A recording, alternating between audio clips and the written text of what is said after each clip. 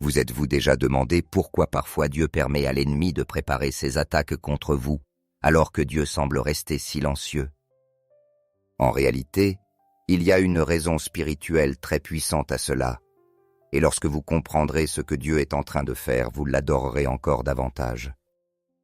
Quand vous traversez des saisons où vous avez l'impression que l'ennemi complote contre vous et que Dieu tarde à intervenir, sachez que Dieu n'est pas inactif. Il est en train de tendre l'un des pièges les plus brillants à l'ennemi. Et Satan ne s'en doute même pas. Laissez-moi expliquer. Le diable et ses forces sont d'une arrogance extrême par nature. Cela signifie que, même si Dieu ne leur permet pas de vous toucher, ils cherchent volontairement à provoquer Dieu en essayant de le faire. Ainsi, dans de nombreux cas, Dieu leur laisse des jours, des semaines, voire des années pour préparer leurs plans, afin de les juger au dernier moment, précisément quand ils sont sur le point de vous atteindre. Chaque démon en enfer sait qu'il agit sous des limites sévères et que son autorité n'est rien en comparaison de la puissance illimitée du Dieu Tout-Puissant. Mais voici le problème. Il ne supporte pas qu'un simple être humain, façonné de poussière, puisse être si précieux aux yeux de Dieu et marcher dans une autorité spirituelle si grande que l'enfer tout entier en tremble. Cette haine aveugle Satan et ses armées, au point qu'ils veulent vous attaquer simplement parce qu'ils refusent de croire que vous possédez une telle autorité. Consumé par la jalousie et la rage, Satan organise ses forces et conçoit des plans élaborés pour vous détruire. Mais ce qu'il ne réalise pas, c'est que Dieu lui permet de dévoiler entièrement ses projets avant d'intervenir. En d'autres termes, Dieu laisse l'ennemi préparer tous ses plans contre vous, afin qu'au moment précis où il est sur le point d'attaquer, Dieu se manifeste pour juger. Réfléchissez-y bien. Dieu n'a pas besoin d'arrêter la phase de planification, car planifier n'est pas agir. Ce n'est qu'une intention. Mais dès que Satan ou ses agents passent de la planification à l'exécution, ils franchissent une limite divine qui déclenche la réponse immédiate et puissante de Dieu. C'est comme la différence entre quelqu'un qui pense à cambrioler une banque et quelqu'un qui y entre armé. L'un n'est qu'une pensée, l'autre est un crime qui exige une intervention immédiate.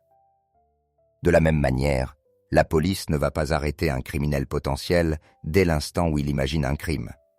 Elle le laisse préparer, recruter ses complices, rassembler ses ressources. Pourquoi?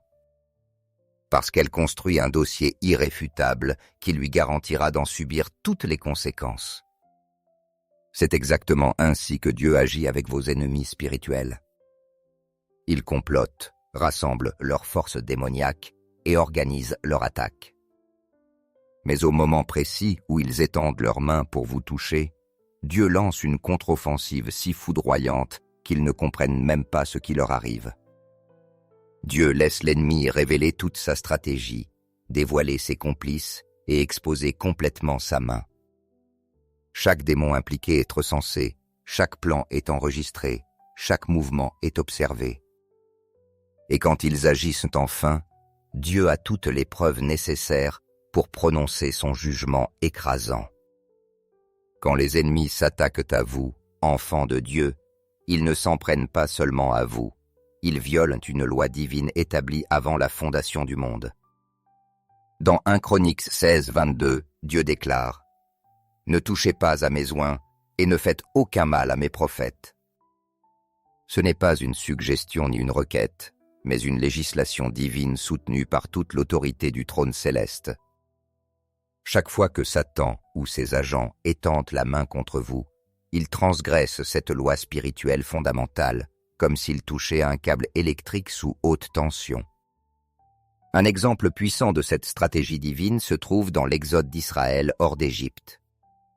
Dieu aurait pu détruire Pharaon et son armée à tout moment durant les 10 plaies, mais il leur a permis de poursuivre Israël jusqu'à la mer Rouge.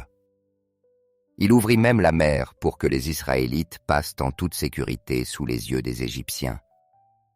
Pour Pharaon, c'était l'occasion rêvée de ramener les esclaves, mais il ne comprit pas que Dieu lui tendait le piège ultime. Lorsque le dernier char égyptien entra dans la mer, Dieu libéra les eaux. En un instant, toute l'armée qui avait terrorisé Israël fut anéantie. Pas un seul soldat ne survécut. Ce principe reste valable aujourd'hui. Vos ennemis peuvent préparer leurs plans, paraître confiants, avoir l'air de dominer. Mais Dieu observe, attend et se prépare à montrer pourquoi s'attaquer à ses enfants est la pire décision possible.